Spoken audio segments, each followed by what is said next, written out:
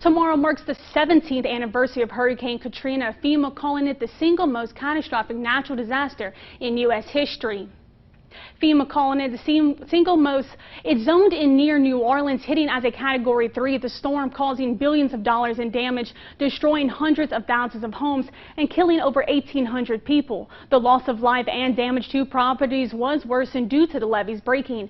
At one point, at least 80% of New Orleans was under floodwater.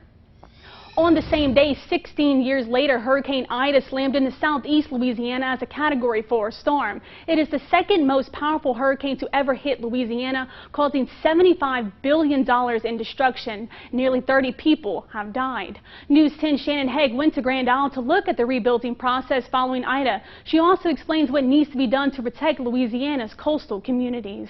Here on the shores of Grand Isle, the road to recovery is still long. There are many houses that look like they have not even been touched since Hurricane Ida came through. But speaking with the mayor, he says one of the biggest priorities is focusing on the coastal restorations in order to better protect this frontline island. If another major hurricane cuts this island up, what's going to happen is probably have 8 to 10 feet of water in New Orleans or in St. Charles Parish. We just feel like sometimes we don't count. They think they want us to wash away. Mayor David Carmidel is doing everything he can to protect the community he's lived in for decades.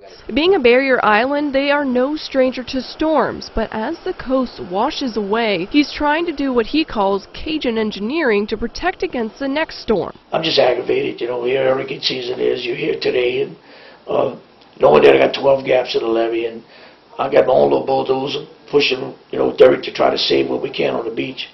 But it shouldn't take that long with the federal government. There have been major projects to improve other barrier islands across the coast, the Trinity East Islands, Spanish Pass, and the Terrebonne Basin Islands, funded through the Deepwater Horizon oil spill payout. They're the line between the Gulf of Mexico and our coastal bays, so they're important in that way, kind of from an ecological perspective, separating kind of the Deepwater Gulf of Mexico with our more shallow bays and our estuaries that are more inland. For those who live on Grand Isle, it's not just the coastal protection that makes the island important. To them, the island is magical. You wake up in the morning, you're looking at a Gulf breeze.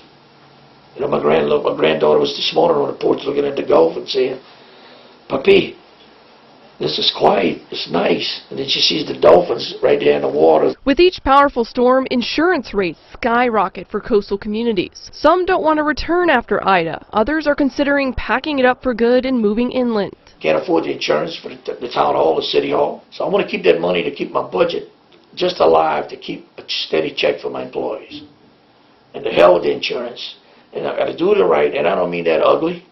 It's just that it went quadruple on us. The island is faced with a lot of the issues the bayou communities are facing. Delayed insurance payouts, contractors not wanting to make the trip south, and costs being too much to even begin work. Mayor Carmidel says that he will keep fighting to rebuild and believes more can be done to prevent such catastrophic damage. I was raised to give you the last dollar to your wallet to help somebody. That's what I did. I do that every day. I feed people, whatever I got to do, but. And I don't believe in cutting off no water, gas. It's just pay me later. And that's what I do, But as long as it's one grain of sand to plant the American flag, we're not going nowhere, so I can promise you that. And I appreciate everything everybody does. It's tough. And I think,